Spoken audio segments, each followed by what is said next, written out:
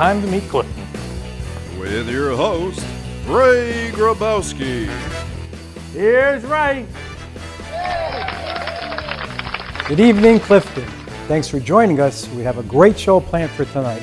Well, it's that time of year, folks. Spring has sprung. The weather's changing, the birds are singing, the people's moods are beginning to improve, hopefully. Even George is feeling extra happy. Right, George?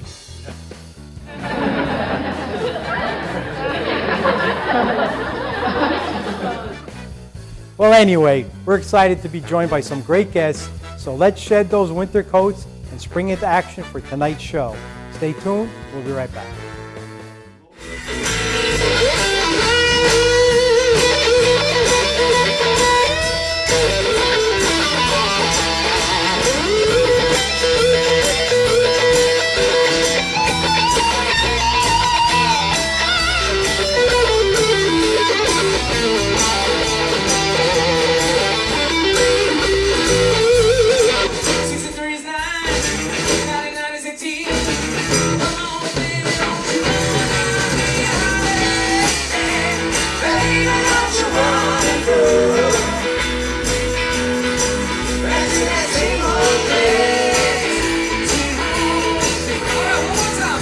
Tonight's guests are Senior Advisory Council Mike Cervine,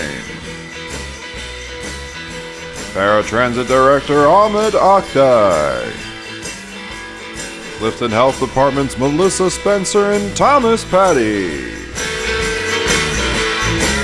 featuring the music of Swingman and the Misfit Mutts.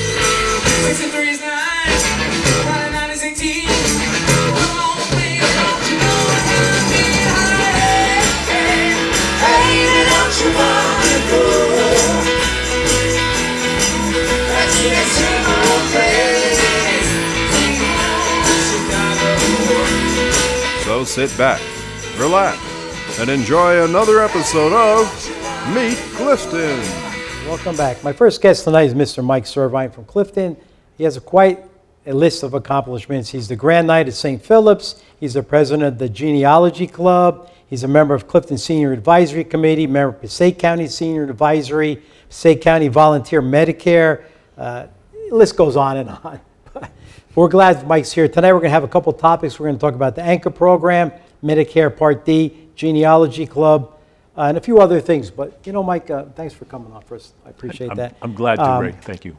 Thanks for having me. No, that's okay. And for all of us, so what's the Anchor Program? Let's start with the Anchor Program. Again, one of the things that I do, mostly they're related to senior events here. But the Anchor Program is one of two property tax rebate programs that the state offers. The Anchor Program is open to anybody for the most part. It's got a maximum credit of $1,500 and a minimum of, I think, $450. I don't have the numbers right in front of me.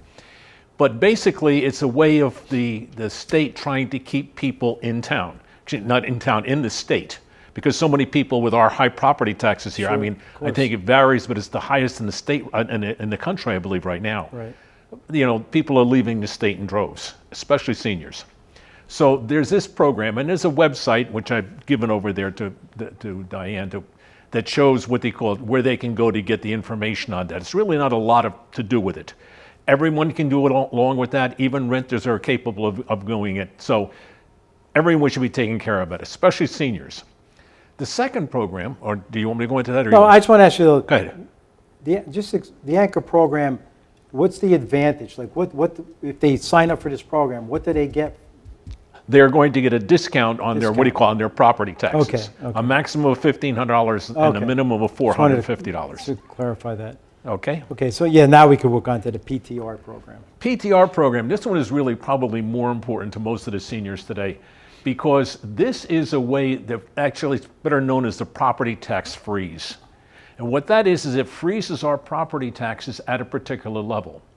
Now, it's difficult in many cases for seniors, again, to meet the property taxes we have here, even in town where our taxes are relatively low compared to others. But up until 2 years ago, the limit on income for the household was $90,000. Now, even with seniors, that seems like a lot of money. But even with seniors, a $90,000 income with a couple that both have Social Security coming in, and both have IRAs or something like that, that easily goes, you can go easily exceed that. Right. So many people, myself included, could not do that. Now, but 2 years ago, the government made a very, very big change in that. So now, if your 2022 income was $150,000 or less, or your 2023 income was $163,000 or less, you now qualify for the PTR program. Also, you have to have been in your house since 2019 and paid all of your property taxes. But it's an excellent, excellent program. And again, there are linkages. You can go to the PTR program, just Google it, and you can find the information on there. You fill up a blue book. It's called the PTR2, or PTR1, I'm sorry. PTR2 is after you've done it the first time. And on that, there's a whole section for you to fill out, and there's a section that the tax collector has to fill out. Okay. And just a suggestion to anybody that's doing it, I learned it myself this year, you can't figure out your property taxes yourself from the bills you get, because those aren't the numbers we really see. Most of us get other discounts. Of course. So you got to go to the tax department and get their real numbers, because that's what the state really wants to see. Now, this is a yearly renewal? It's a yearly renewal. You've got to do it every year and bring it down to the tax department every year. Okay. But it's a substantial difference from Oh, it's a 90 huge to difference. 160. That's right. It's a huge difference, because especially now with the possible reevaluation in the next several years. Yeah, and we know that's coming. And that's going to, if your taxes are frozen at something, that helps you out a lot. And is there age criteria? You got to be over 65. It is for seniors only. Okay, oh, for seniors. Okay, senior. All right, just want to make sure, because, you know, go to Dunkin' Donuts, you're 55, you're a senior. That's right. So, but that's good. And a lot of people don't realize that there's the senior freeze. Oh, yeah. People come up to me all the time and say, gee, our taxes, and I say, how old are you and what do you make? And at least 163 or less, that's substantial. That's a realistic number, yes. Yeah, because they're not working anymore. So let's face it, their income's not going up. And, That's right. The evaluation every year, it's worth less and less. Absolutely. Absolutely. So and they should, because at this point, they paid their dues, and seniors, and obviously I fall in that category. Okay, so hopefully they learned that. They could contact the city for that, I would imagine. Yep. Okay, so, and now the next one's a big one. We're going to talk about Medicare Part D. Now, I know you counsel for people for Medicare. I know they come in. I guess you give a course. In the fall, yes. Yeah, in the fall. But maybe just explain Part D, because people know A and B. Yeah. Part D is the Medicare drug program. It's the one where generally covers all your not over the counter, all of your drugs you get through the drugstore or through mail order. Not the ones you do in a hospital, not the ones you get in a hospital or in a nursing home, but the ones that you get yourself when you go down to the drugstore with. Most people have a Part D program. They either get it through a Medicare Advantage program or they get it as a separate program. What people don't do, and the huge mistake that most seniors do, and this is the most that I spend most of my time doing this here every fall, is they don't check that plan every year. If you don't change the plan, it automatically renews. But what people don't realize is that the formularies that the drug companies use and the insurance companies use change constantly. So the plan that was good for you this year is not necessarily good for you next year. And I've counseled some people. This year there is a plan. I have never seen this before. I don't know how they do it, honestly. There is a plan that has absolutely no premium. And for many generic drugs, there is no cost. I'm on that plan. I only have one drug that I'm using, a blood pressure medication. I go to the drugstore, says, here, I want my pills, and they say, here's your pills. And that's it. I don't pay a dime for it. And people don't believe this. And I had a woman that stopped me and said the same thing the other day. She told me, I told her this, and I counseled her, and we changed her to that program, and she still didn't believe it. Now when I go swimming in the morning in the Boys and Girls Club, she comes over and says, oh, Mike, I'm so happy. I can't believe it. I just get my drugs, and it doesn't cost me anything. Now, not everybody's good to do that. But if you don't check to find out don't change or check to find out your drug plan every year, you're going to have probably paying more than you need to be.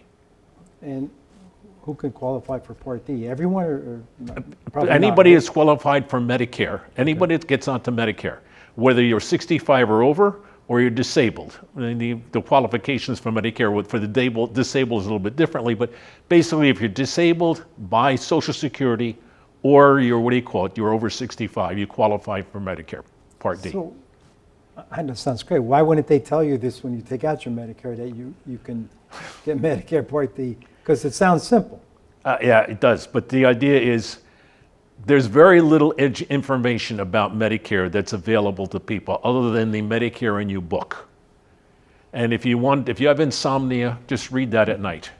It'll put you to bed. Really, it will. So it's a very difficult thing, and so people are starving for the information. That's why I run the course in the fall. Yeah, and we will talk about that. Because people talk to me about it all the time, so it's really very worthwhile. It's just a shame that they don't, like you automatically sign up for Medicare when you hit a certain age. They should just give that to you also, I would think, but I guess that's what they have us ship counselors for. That's been going. People don't realize it. We're the best kept secret going, but they've been doing it since Medicare was around. They have people like us doing it all the time. It costs nothing. All people have to do is ask for it. And if you don't have it, if you don't get me here over there, you can go to the county. At the county senior services offices. They have 3 people there full time. That's all they do for the most part. Well, I shouldn't say all. They get other things they do too, but there are at least 3 counselors there all the time. So we know, the genealogy club. Yes. Okay, now, I first time I'm hearing about this. So. Okay, this is a fun thing for the seniors. There's lots of things that go on, lots of senior activities. And if you check, by the way, I did turn around and there are things like this. If anybody hasn't had it, this is the, Senior Pathways. This is the county magazine for seniors. Anyone can get it. It's free. Comes out every quarter. It tells you all the things going on for seniors in the city of Clifton, in the county of Passaic. The Genealogy Club is a club where we trace family trees. Everyone's seen things like that before, the family trees. You've seen the shows on TV. This is one in which you can do that, and you learn all kinds of things when you go into there, things that people don't understand. One of the biggest things that people find out, and how many people, I should ask, how many people in the audience, this is a rhetorical question, can say that, that their names were changed to Ellis Island? We all heard this. Well, nobody's name was changed at Ellis Island. Why? Because Ellis Island doesn't have any records. What Ellis Island used was the manifests from the ships. That's what they used to figure out what was going on. Now, those shipping companies were very careful about how they put names on there. Why? Because if you were sent here and your paperwork wasn't right on there, the shipping company had to send you back to Europe at their expense. So they hired some of the best people in the world in order to make out those manifests to make sure they were clear when they got here, and they screened everything. But nobody's name was ever changed at Ellis Island. So Vito Corleone was not. That's right. Yeah, there are all kinds of fascinating things you can learn. And also, genealogy, even with all the tools today, isn't necessarily an easy thing to do unless you have some guidance. And that's what this club does. I'm sure it's not easy. It's a fascinating club. We meet on on the second Saturday every month at the library at 10:30 in the morning. You're welcome to come. We'd love to have you join us. Just repeat that one more time because I know everybody's listening. Okay. So.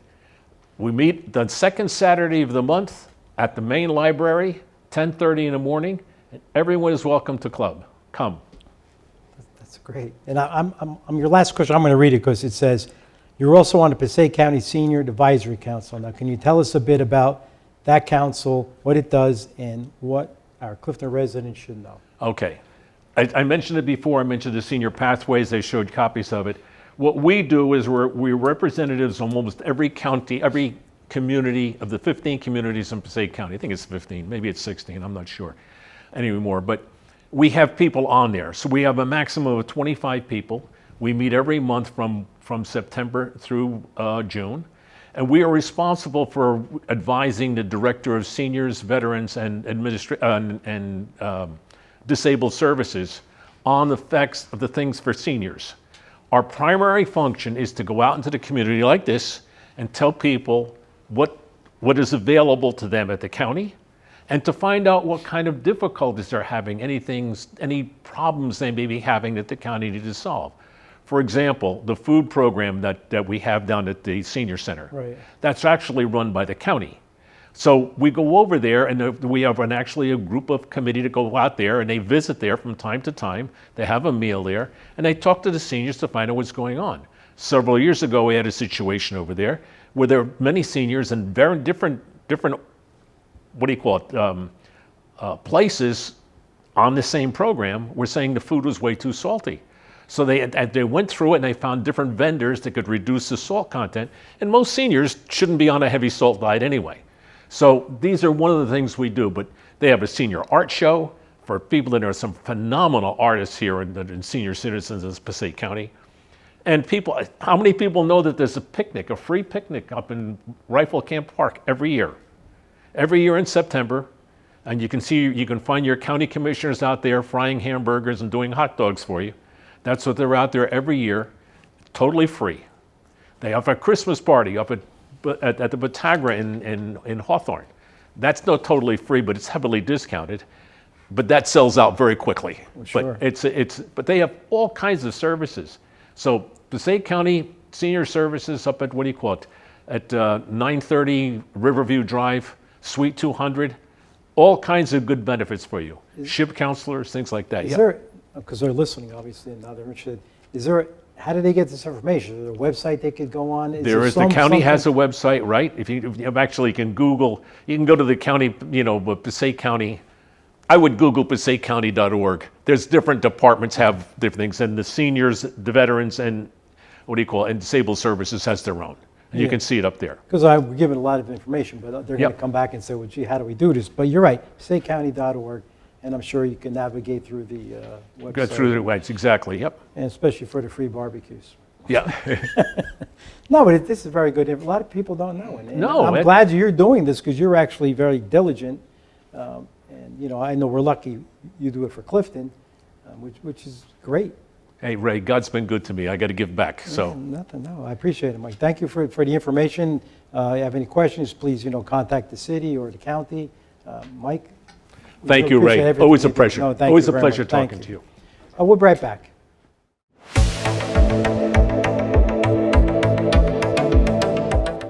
Hello, Clifton and friends, and welcome to the updates. I'm Sharon Korbanix, and happy to share some news with you.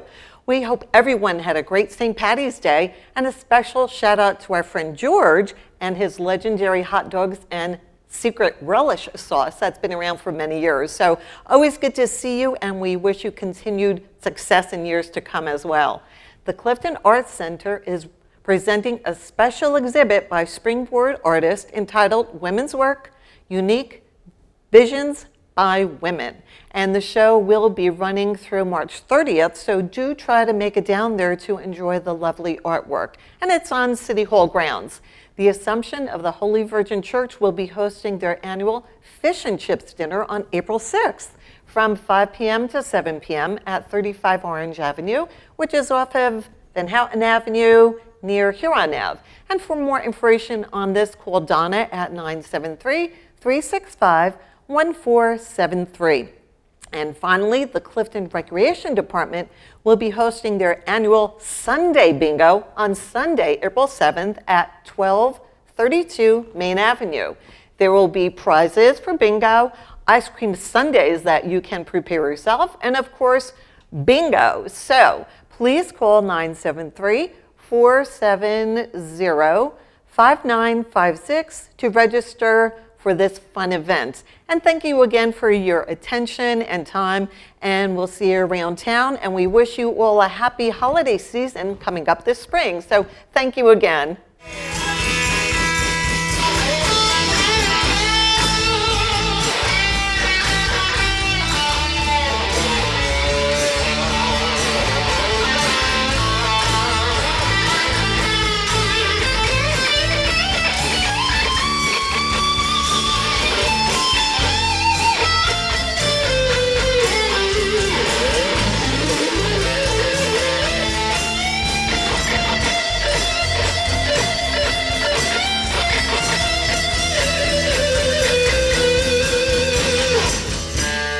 Welcome back. My next guest is from the Passaic County Paratransit, which I don't know anything about, so Ahmet is here to explain it. What is paratransit? So paratransit, definition of paratransit is essentially any service that's not on the fixed route. But Passaic County Paratransit, we focus on providing transportation to our county residents that are seniors and disabled individuals. Now, there are other groups that we can provide services to, depending on the grant funding we receive. Right. But right now, our core group are seniors who are 60 and older, and any disabled individuals in the county who are unable to travel or don't have transportation anywhere. Right. We provide that transportation to them. So other than the age, is there any other criteria? Like disabled or not working? Not necessarily. I mean, right now the grants are what set our requirements. But for us, it's if you're 60 and over, you're qualified as a senior. And if you are a disabled individual, we just need a report from the doctor that is confirming that and that you have the mobility issues, so we can provide that service. And then we also do, now a lot of the veterans we take are in the senior category, but we do also provide transportation to seniors to the, East Orange VA hospital. hospital. Yeah, 2 days a week. There is dedicated transportation for the seniors as well to that location. What kind of trips other than that? What kind of trips are allowed? So our core trips are the non-emergency medical, which is right now cancer treatment, dialysis, any kind of doctor's appointments. We also take individuals to our adult daycare, the county adult daycare in Totowa. And then we also take them to the nutrition sites. There's a couple of them in the county as well. And then we also do shopping trips. There is recreation as well. And then there are non-competitive and competitive employment. We currently don't do much transportation there yet, right. But those are criteria that we do when we have the capacity.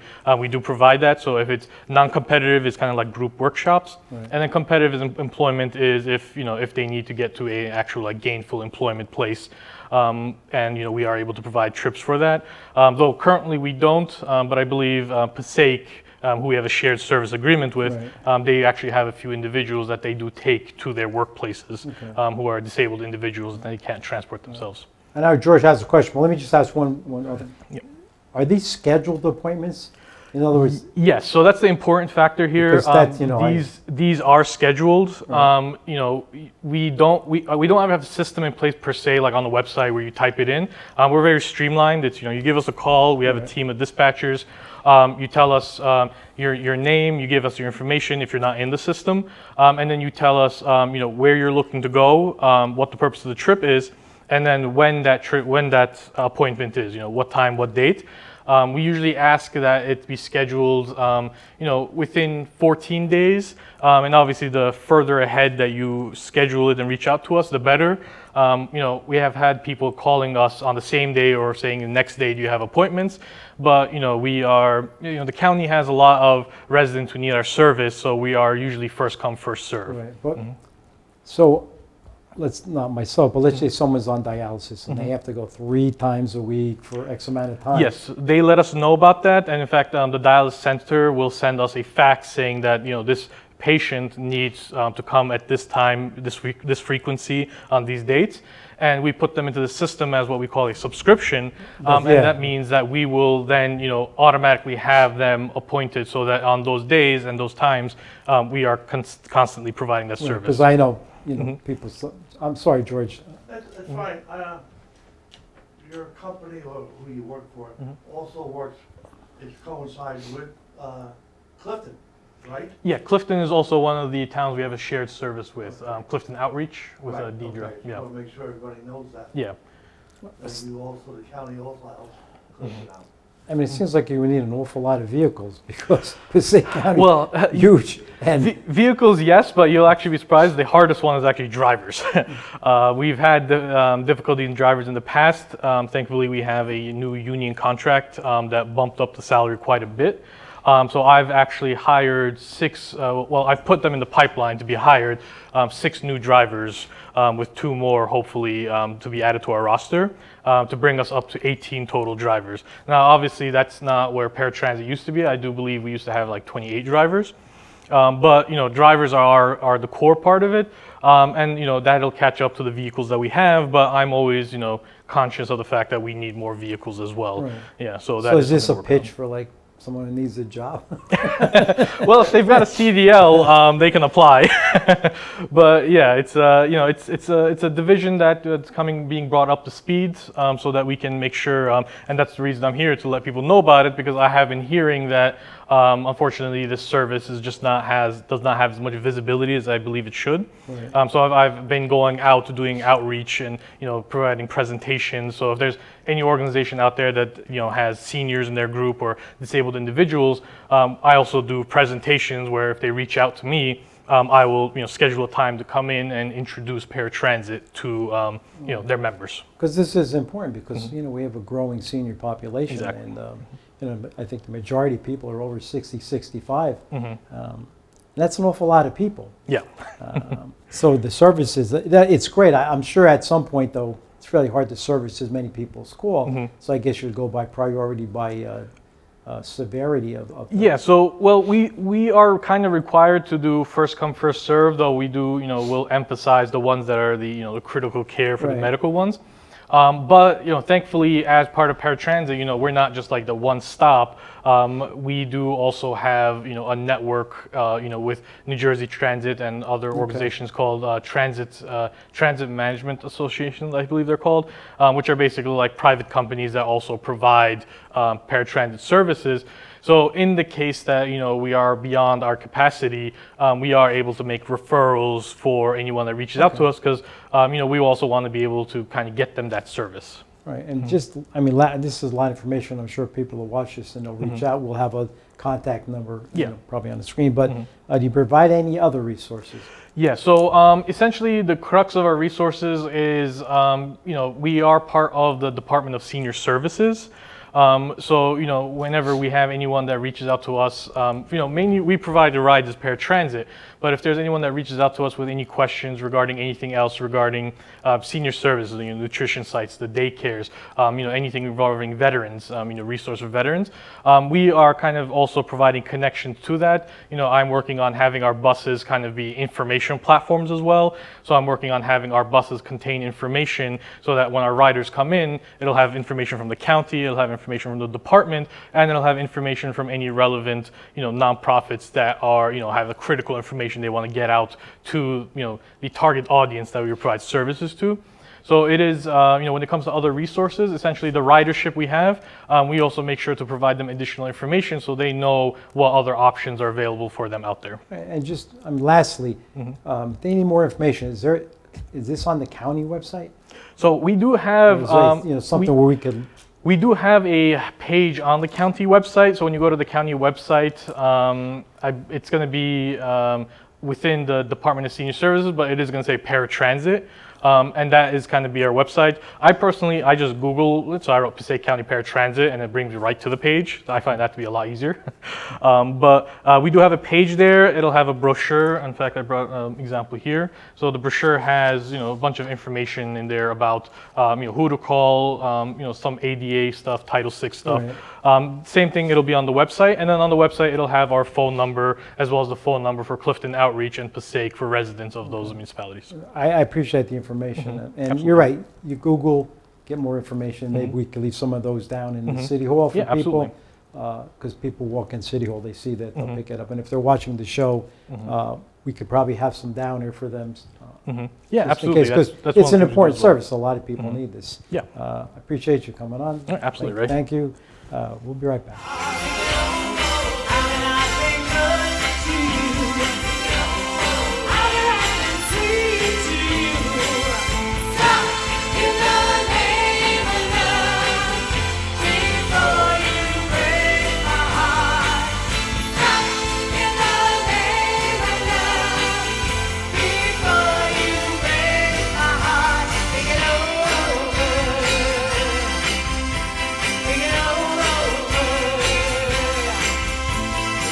Okay, so welcome back. My next two guests are from the Clifton Health Department. We have Melissa Spencer. She's the lead supervisor of the Clifton Health Department. Also, Thomas Patti. He's the lead inspector from the Clifton Health Department. So we're going to start out, because we hear a lot of these things about the lead inspections, and I think it's state mandated. right? Correct. It's not something Clifton made up. State mandate. Yeah, state mandate, so we have to do this. We instituted a program. So, Melissa, just tell us what the new lead-based paint rental dwelling law is. Good question, Ray. In July 2022, New Jersey Department of Community Affairs implemented a new lead-based paint rental dwelling law requiring certain rental dwelling property built before 1978 to be inspected. There are a few exemptions to this law. If your rental dwelling was constructed during or after 1978, if your rental dwelling was issued a lead-free certificate, also short-term rental dwellings which are rented for 6 months or less, such as an Airbnb property, is exempt. Keep in mind that Airbnb properties or any type of short-term rentals are not allowed in the city of Clifton.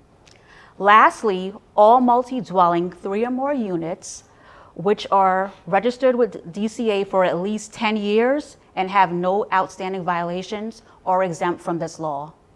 Okay, so I just want to elaborate a little bit.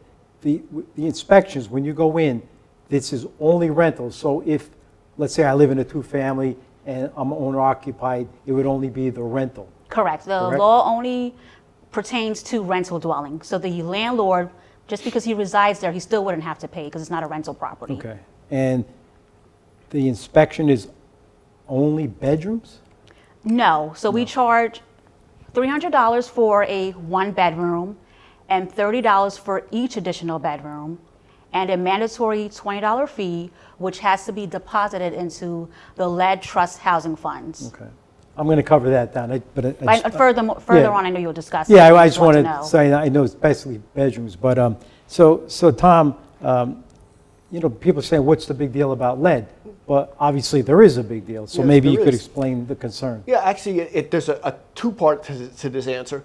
There's, in children under the age of 6, exposure to lead can seriously harm the child's health, and it's been well documented that some of the effects are damage to the brain and the nervous system, slow growth and development, learning and behavioral problems, hearing and speech problems, and this could all result in a lower IQ, a problem with decreased ability to pay attention, and obviously underperformance in schools.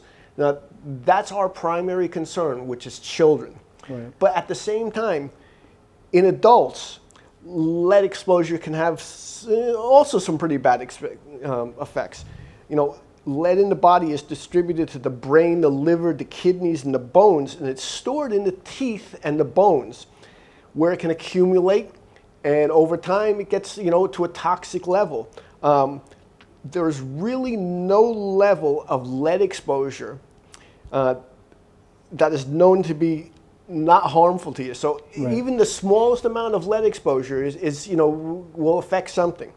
One of the things that some of the effects we have is in women, they have miscarriages, stillbirths, premature birth weight. You get high blood pressure, joint and muscle pain, difficulties in memory and concentration, headache, mood disorders, and reduced sperm count in men. So again, those are pretty serious problems, and these are just some of the effects of lead. And Tom, let me ask you this, because I guess this lead initiative prior to this was taken out because we're not allowed to use lead in paints. Yep. So this started prior to that because, like, I guess toys and things, manufacturers, everything has to be lead free. Yeah. I guess, and that's what led to this. But would have been maybe some child came down with it. So let's say you find a house with a lot of lead. Do you suggest that the child be tested? Well- Because I don't know how that works now, because you're saying about these children. It's more Melissa's thing, but again. Okay, No, the thing is real well, quick. you can either answer it. Okay. yeah. And Well, in New Jersey, yeah, okay. up until the age of 6, 6, all children are required to be tested Oh, for okay. lead. Their pediatrician should conduct that part as their routine blood analysis. If you don't have a pediatrician, please contact the Clifton Health Department, and we'll point you in the right direction to get your child tested. Right. So I guess what happened was children were getting tested for exposure to lead, which led to now, of course, the state mandated testing. Correct. Even though you would think most of the lead is it's not in the paint anymore, but I guess there's some apartments that I mean, are any building that's built prior to 1978, we have to assume that it has lead. lead. Okay, because that's before the lead Correct. was banned. Lead Okay. was banned by the federal government in 1978. Okay, so in Clifton, we're mandated, actually the whole state. How does the process start? How does the landlord, homeowner, how do they know you're coming or what's Okay, so that's required? conducted through mailing. So the health department sends out 2 mailings per month, the 1st and the 15th. And the homeowner has 30 days to comply. When you receive that letter, if you're not a rental dwelling, we're asking that you contact the Clifton Health Department, either through our website. Our email address is leadsafe@cliftonnj.org, or you can call us at 973-470-5764 and let us know this is not a rental dwelling. Okay. And if it is, we'll schedule an appointment. Okay, so I know we covered this a little bit, let's just reiterate. The cost of the inspection is $350. Correct. Okay, and of course, people say, why so much? And that's the question I would Well, ask. $350 What does it cover? $350 would be for a 2-bedroom apartment. 2-bedroom. Yes, a 1-bedroom would be $300. Okay. And that cost covers the dust wipe samples, Okay. which has to be sent to a certified laboratory, and they have to analyze the samples for any dust. And it also covers the cost of FedEx, the shipping and handling fees. So all the towns are done? All towns are mandated. Right. The fees, The fees varies from Vary. town to town. but I would say that of course, we care about our We residents. do We're- care we're about our probably resident. lower. This is not, we're not gaining any money from this. Right. This is to cover the cost of inspection. Okay, so does anybody ever call and say they want to schedule an inspection? Because maybe they're concerned. Yes, we have people that's, calling ahead of time. So for example, we started in the Botany Village area doing inspection. The reason being, Botany Village has the highest amount of childhood lead poison cases in the city of Clifton. So that's our reason for starting in that area. And currently, I do have a picture on the map that shows the areas that we have covered so far. And we'll probably post that. Okay, Yeah. so we wrapped up Botany Village, and currently we're in the Hazel section, and we're wrapping that up. Once we finish that, we will start in the Athenia section / Delawana. And to this date, we actually covered over 1,000 properties have been inspected so far since July 2022. Most people complied? Most people comply. I don't want to say comply because it sounds like they most, do, but honestly, are the homes most homeowners are concerned. right. Sometimes they do call worried, what if I fail? Or sometimes say, we're facing a financial hardship, what should we do? There are programs out there offered through New Jersey Department of Community Affairs, which have grants that can help homeowners. It is income-based, so you do have to contact them to see what their requirements are. We have sometimes a homeowner will say, I have the money, but I just need extra time. We are willing to work with the residents, so we'll give them a 30-day grace period. Right. So basically what we're saying here, lead is a big issue. And obviously, through the years, they've seen it's worse, and maybe a lot of children have had complications. So we're doing our due diligence, and it's the right thing to do. So Tom, lastly, is there any way to make sure your home is lead-free, Well, yes. besides the paint? Yeah. Well, again, lead is a metal that occurs naturally in the environment. It's in the Earth's crust. But unfortunately, due to human activity, we do mining, we burn fossil fuels, we do manufacturing, we've caused it to be spread around. The biggest offender there was, for years, there was lead in gasoline, and it came out to get the tailpipes, and wherever it landed, it doesn't degrade, nothing happens to it. It stays there until it's moved by some physical force. Right. So, nothing. So there also was lead in, gasoline. We still use it in batteries. Pottery, to believe it or not, some of the glazings still have lead in it, especially the things from foreign countries. Right. Because of its durability, roofing materials also sometimes have that. And, and the scary one is cosmetics. Oh. Some cosmetics still have that because lead is very opaque and it covers well. So, now the big thing is passing a lead inspection provided by the Clifton Health Department or an outside contractor, because we have those two options, is really the first step, not the last step in making your home lead safe. What it does is it gives you a baseline when you pass the inspection. We know that the house is relatively clean. There's a number of things you really should be doing on a regular basis to keep it that way. Because, we've gotten to the point where, yes, this is a lead-safe house. But so, it's very important to properly care for lead-based paint surfaces, typically white-painted things. As long as the lead-based paint is in good condition, there's not a problem. Again, it's only when it starts to flake and peel and crack and so on that so really you should regularly check your home for chipping, peeling, and deteriorated paint and fix areas of damaged paint as soon as possible. You need to check all painted areas that rub together, or wear, like doors and windows and stairs where it gets a lot of abuse. You need to wipe down flat surfaces. And flat surfaces, they're horizontal surfaces. Floors and windowsills are the biggest culprit. Matter of fact, windowsills are the highest thing that fails in our inspections. Okay, and the same thing, you mop floors.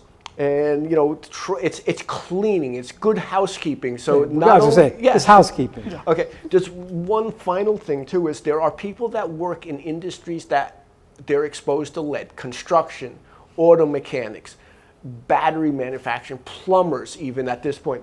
Those people should think about, when they come home, change at work, change out of your dirty clothes and your shoes, and don't track the stuff back into your homes. Again, that's a big thing. Okay. And that's pretty much it. Obviously, lead is, let me just ask you a quick question, because I know sometimes they talk about manufacturers overseas. Do we have requirements now? I don't know if you know that, but remember they used to say the toys came in and the kids would eat the paint off the little cars and chips. I'm pretty sure that's probably stable by now, but that was a problem years ago too, right? Well, you want to talk about consumer? So the Clifton Health Department actually has a consumer lead paint that's analyzer. That's what I'm getting. Yeah. So when toys or any type of imported goods come through the United States, they are supposed to be screened, but unfortunately that doesn't happen all the time. Right. But just a side note, if anyone has children or grandchildren and you have any toys at home or any cosmetic products from foreign countries, we do have a machine that can analyze the painted surfaces. Please feel free to contact us at 973-470-5764. Also, I failed to mention, if you wish to schedule inspection or if you wish to use the City of Clifton, once a payment is made, a online payment can be made. You can make a payment in person or through mailing. We accept credit card, cash, money order, or checks. Also, you're not required to use the City of Clifton. You can use a third party. To find that listing, you can go to our Clifton website. It's the New Jersey Department of Community Affairs approved lead evaluated contractors. Okay. That's good to know, because obviously we want to get this done. I was just concerned about, because people say, things get snuck into the country. And I'm sure the restrictions are not as tough as the United States for as lead-based. So, or people have things from years and years ago, toys that kids play with. So I guess to Tom's point is, how do you be safe lead-wise? This is something you should be concerned. And take advantage of the things we offer. Again, correct. We really do. And our QR code is posted at the bottom of the screen, and you can always go on our website. Feel free to call us or come in person. We're here for you. We're willing to work with the public. Because we do have a great health department. Yes, thank you. I appreciate you coming on. This is important. We're probably saving some kids' lives or at least some problems moving forward. So thank you very much. Okay. We'll be right back. Thank you for having us. Okay.